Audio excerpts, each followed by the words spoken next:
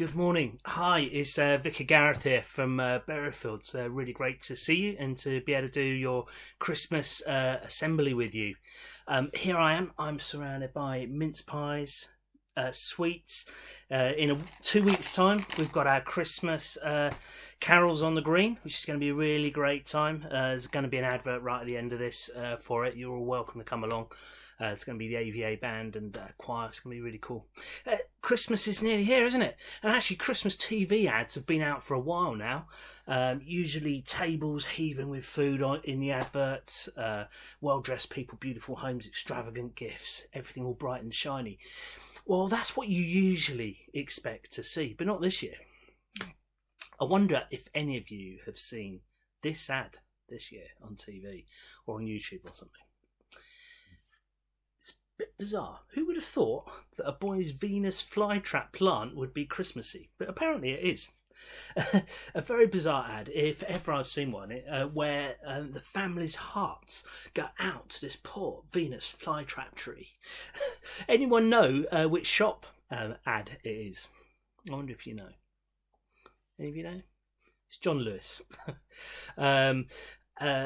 Here's another ad that's been coming up, which you wouldn't really expect at Christmas. This one, it's from M&S, and you find it's a woman doing some art and craft stuff on like a gingerbread house with a flame torch thrower thing, and then you find she's torching the Christmas cards because she hates writing them. So something that keeps us all connected like Christmas cards with one another as families and friends. M&S thinks it's okay to burn it up. So a rather peculiar advert. Now, I want to warn you with the next clip, it comes with a bit of a health warning. It's not for the faint-hearted. It's a different scene from the same M&S advert, and it involves Elf on the Shelf. You have been warned.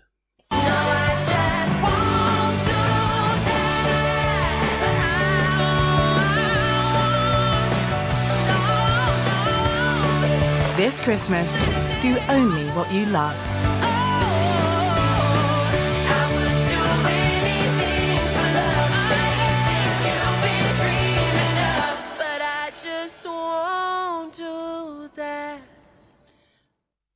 What's it saying to us? We can do what we want the way we want at Christmas, and it gets pretty much away from the true Christian meaning of Christmas, which is actually about others, about family, friends, sharing peace and joy with one another, giving out to others. And they change it to just do Christmas the way you want, the way that pleases you. It makes it all about you, and you become the centre. And that isn't really what Christmas is about. We're going to have a bit of a deeper think about Christmas, and I've enlisted the help of our youth leader, Dot, who's going to help us think some more about, actually, what are our expectations of Christmas? Have a listen to Dot. Hi, my name is Dot, short for Dorothy, and I'm so excited for this opportunity to have a chat with you about Christmas and to help us reflect a bit more on this season. Now, when I was first thinking about what to share with you, I thought about the year, I thought about the way my year has been, and one of the phrases that I thought represented the year well is, "This wasn't what I was expecting." And then I looked through the Bible and I thought, this seems to also be a resounding theme in the message of Christmas.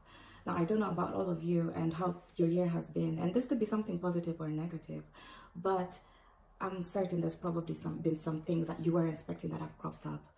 And I'm so sure that you also have expectations around Christmas. Maybe you expect a large meal and so much fun and festivity with your family. Maybe some of you are expecting presents and a very specific present that you have in mind. Maybe some of you are expecting to feel that magical, warm, happy feeling that all the movies seem to tell us happens around Christmas. Maybe you're sitting there waiting for this moment to come when you're finally that cheery Christmas person. But whatever it is, we all have expectations around Christmas. And I'm taken to Joseph and Mary on their first Christmas, which so happened to be when they had baby Jesus. And I can't help but think that when Mary was sitting on a donkey as a teenager, because history tells us that the likelihood that there was a strong likelihood that Mary was a young teenager, or rather an older teen. She was a teenager, and Joseph was also very young. People got married very young in that time, so they were probably in their late teens, traveling really far on this donkey, trekking all the way from where they were to Bethlehem, and then finding that there was no room, and they had to go into a manger, into a barn, into a stable where livestock was kept. I can imagine that Mary sat back and thought to herself that when the angel gave her the message of Christmas, that when she accepted and consented to this whole situation, I'm not so sure that she thought she would be having a baby in a manger or a stable. I'm sure when Joseph was looking at how he thought his life would be when he got engaged to Mary, he definitely didn't think that it would be under these circumstances, that he would be having their first child, a child that technically wasn't his. There was so much unexpected in that situation. I think about life, and how life has a way of just, we end up not having our expectations met. And some of you might be sitting and thinking through the year and thinking, that's not how I thought this year would go. You might be thinking, I thought I'll be better at these grades. Maybe you thought you'd have made better friends. Maybe you had all these New Year's resolutions and you thought you'd be a better person. Whatever it is that your expectations are, that you feel were not met, I hope you know that you have a God that is not unfamiliar with this sort of circumstances, and that the Christmas message is just for you. Jesus came into the world in a very unexpected way. He chose the most humble of settings, and he could have chosen any place, anywhere, but he chose to come into this young family and be born in a stable. He chose humble beginnings, I think, so that we who sit in disappointment, who sit in unexpected circumstances, would find comfort in knowing that God sees us and God understands us. I look at my favorite Bible passage, one of my favorite Bible passages at a time like this. And it's a story of Christmas, but John tells it in a very different way, and I love how he tells it. So it's in John 1. It starts, in the beginning was the Word, and the Word was with God, and the Word was God. He was with God in the beginning. Through him all things were made. Without him nothing was made that has been made. In him was life, and that life was the light of all mankind. The light shines in the darkness, and the darkness has not overcome it. Jesus is the light of the world that came down into our darkness. And his is the kind of light that the Bible tells us will never be overwhelmed and never overcome. So when we think of our circumstances, when we think of anything, any unexpected things that may have happened to us this year, when we hold whatever disappointment we may have with life, with God, we can find hope in the fact that Jesus is the light that has stepped into this world, come into our circumstances, come here to be near with us, to light up our lives. And so my hope is that during this Christmas, through everything that happens, I do hope you have a wonderful Christmas. But regardless of where it is that you're at, whether your expectations are met or not, whether the meal is as fantastic as it was or not, whether you like Brussels sprouts or not, I hope that during this Christmas that you can feel and experience the one true light of God. Because I can tell you that when the angels looked down and saw this earth and this mess, I'm sure they didn't expect that God, the darling of heaven, that God himself would step out of his brilliance and his light and his beauty and his wonder and come down to earth. And Jesus may have already gone back to heaven, but he left us his Holy Spirit. And that is a guarantee that we are never alone. And we have that light, the light of the world that is never overcome by darkness, within us. We have that light empowering us, lighting up our lives, so that wherever it is that we are, we too then become lights. Every space that we are in, every single step that we take, we are light.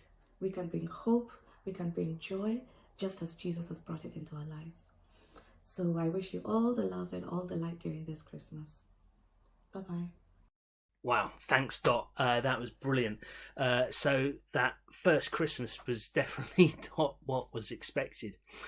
If you were God of the universe and all the places you would choose when you come to Earth, it probably wouldn't be to choose a stable amongst the animals to be born. It was pretty much unexpected. And it took everyone by surprise. And that passage from the Bible that Dot read out, it's talking about Jesus stepping into our world. He does that not because he is all out about for himself. Unexpectedly, we find he is all about us. He's looking out for us. He wants to repair the relationship between us as humans and God the Father. And I just find that incredible. And that's what Christmas is really all about. This Christmas, in amongst all the Christmas cards, prayers, decorations, very poor adverts, hopefully the joviality of family and friends, as well as Elf on the Shelf. How about looking into something quite unexpected? Jesus, and what he and others said about himself. In year 7, you will have all got one of these, a little Bible. If you've still got it, have a read of it over Christmas holidays. Read Mark. It's really quick. It's like, 13 chapters, something like that. And it's just really quick read. And actually, you'd find out what Jesus says about himself. It's quite amazing and quite, it's pretty groundbreaking. We have, as I promised at the beginning, we have a Christmas event coming up on Berryfields in 2 weeks' time. So it's just at the end of term on the Saturdays, on Sunday the 17th. We've got a flyer coming up in a minute on the screen. There'll be carol singing. It's going from about 3 till 5 p.m. The AVA band will be there. Greenridge AVA primary choirs. It should be a really good time together. It'd be great to see you there. If I don't see you before you break up, I hope you have a really, really great Christmas holiday, and look forward to catching up with you in the new year. See you then.